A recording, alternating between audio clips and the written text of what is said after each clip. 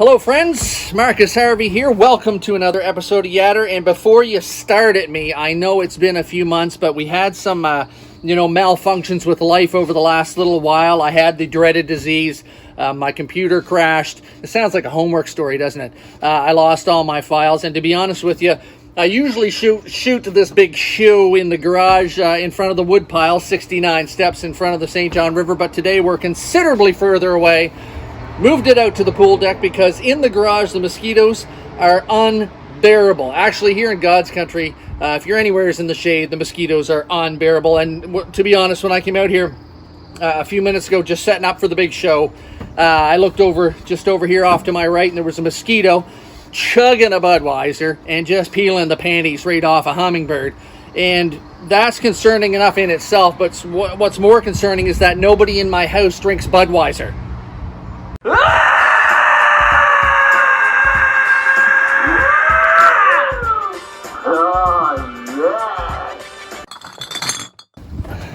Hello kids, once again thank you for your patience and welcome back. Sorry it's been so long. Today's episode is brought to you by Colonel E.H. Taylor, bottled in Bond, Kentucky, bourbon whiskey. Also from Kentucky would be Colonel Sanders, but they are no relation whatsoever, and this definitely does not smell like fish or even remotely taste like chicken. Colonel E.H. Taylor, quality bourbon. All right, let's get to it. A lot has happened since the last episode, so let's cover it. Well, the main thing that's happened, obviously, since the last episode is this communist deciding to invade Ukraine, thinking he was going to be a little walk in Gorky Park and take over the place, but then we had this guy come along, Volodymyr Zelensky, seen here behind a specially engineered desk to hold his gigantic balls underneath. You may also notice on the desk area he did receive his Yatter fan pack that I sent off to him. He let me know he really enjoyed it. It's like 60 million people displaced in Ukraine right now. We're getting, they're getting some help from the outside. Hopefully they can prevail. Volodymyr Zelensky at the helm, though, is I think the singular most important factor and reason why Ukraine's still in it. So good on you guys. Carry on. God bless, and hopefully you'll win this one. In other news, the Oscars, we had this little event happen. Everybody was talking about that one for a while. Will Smith, for some reason, decided to hand his genitalia to his wife, go up on stage and smack Chris Rock for a very mild statement about Jada. But as you can see here from the after picture with Jada holding her prize, Will has lost all control of that relationship. She is wearing the pants. So I don't have much more to say about that. It was a cowardly act, and in my house, there will be no Men in Black. There will be no getting jiggy with it. There will be no support of Will Smith whatsoever until he takes her and feeds her to the alligators. Speaking of spectacles, we also had these two. I mean, what a beautiful looking couple, eh? Johnny and Amber, and the defamation suit that enthralled all of us, but especially in America. These two, not to pick a side, but both of them are nutty and squirrel shit. But in the end, when you look at Team Amber, it was America, right? The trial wasn't America. It was Hollywood. It was spectacle. You take a look at Amber and her defense, the cat lady, and this crazy guy, whoever he is. It looks like he smoked a whole bag of weed and was drier than a popcorn fart. And he was versing Johnny's team, which is, his dime of a lawyer, and then this chick with the glasses, the psychologist or whatever, Dr. What's-her-nuts. Like, come on. In America, beauty wins, and that's what happened with that one. Details to come further, but I think this thing's going to pretty much peter out. But, in the midst of the whole Ukraine-Russia thing, it was kind of odd for me and a lot of people to see so much energy being put towards watching this spectacle of a trial. That Johnny is one handsome man, though, isn't he?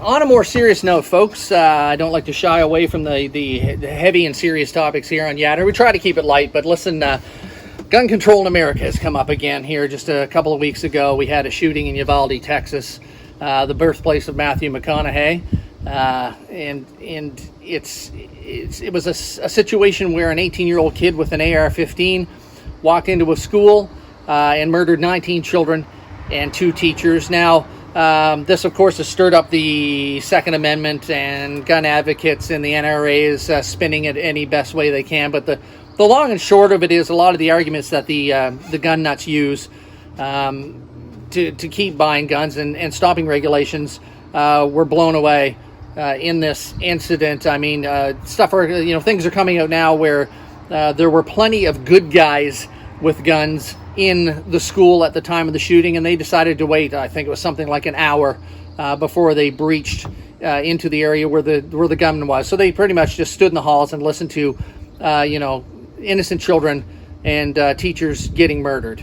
So, like I said, it stirred up the gun debate. And listen, I'm not going to get into it. You have your rights to guns in the United States of America, but for all the people preaching the Second Amendment, you might want to look at the first three words in the Second Amendment, and that is a well-regulated militia. First off, you're not a militia, but listen, we'll give it to you anyway. We'll say it's well-regulated, and then way down at the bottom is right to bear arms. From my understanding of what's going on in America, it's very polarized. Republican is politicized.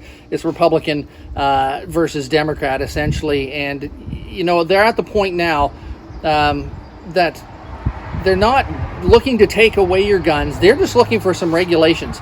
And I'll turn to that Second Amendment again and look at the first three words, well-regulated. Well, well-regulated would mean, to me, background checks, red flag laws, perhaps age limits. I mean, you got to think to yourself, and some people have no problem with this, but for me, like, I've had 18-year-old boys in my house here. I've had two of them that are over that age now.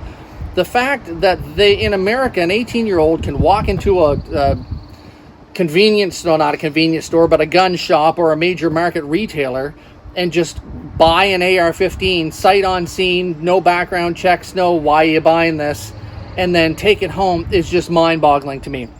I don't want to drain this thing.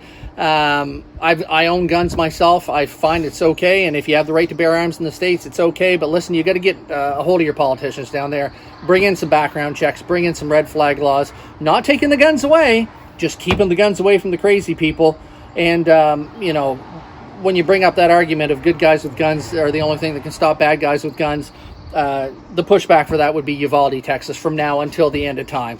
There was a ton of them in there. They had ballistic shields. They had long guns. They had the weapons they needed to stop this guy, and they just stood in the hall and listened to it happen.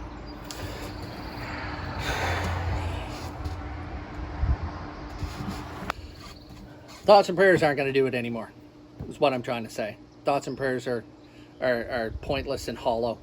So on that sunshiny note, what have y'all been watching on TV? I thought I'd end the segment today on a little happier note and give you some shows to watch, tell you what I've been watching, and maybe give you some suggestions for something to watch while you're on holidays if it's rainy outside and you can't be hanging out at the pool like I am enjoying a quality bourbon. My top 3 picks for new shows that have recently come out, of course, Obi-Wan Kenobi. What a great show, well done, directed by a girl here from Canada. Great show, just finished it yesterday. Check it out. My next pick is The Lincoln Lawyer. Speaking of Matthew McConaughey earlier, he played the Lincoln Lawyer in a movie. This is an actual series. Can't remember the name of the actor, but it is also a great show to watch. Nice little crime lawyer drama type thing. Nice and light. A few episodes, I think it's 6 or 10 episodes. Something to binge watch. And if you want to get a little nittier and grittier and dirtier, my third pick is That Dirty Black Bag, starring Dominic What's-His-Nuts there from the show Preacher. Anyway, this is a kind of spaghetti western with your, plenty of blood and guts and gore, following a bounty hunter and a sheriff and a marshal around, a little more gross than what you're used to. But that's my 3 picks. So if you're looking for something to watch, try them out. Obi-Wan Kenobi, Lincoln Lawyer, and That Dirty Black Bag. So that's it for today. Listen, folks, thanks for bearing with me. Thanks for coming back, and thanks for enjoying Yatter. If you liked this, if you want to see more, like and subscribe. If you have any suggestions, put them in the comments below. Let me know. And I hope that everything stays copacetic and I'm able to do these a little more frequently for you. Trying to keep them short, trying to keep them light, and trying to keep you, the consumer, happy. Stay safe out there. Enjoy the price of lettuce. Enjoy the price of gas. Don't vote Liberal. and let's try to keep things under control and have a happy summer. Cheers. Thanks.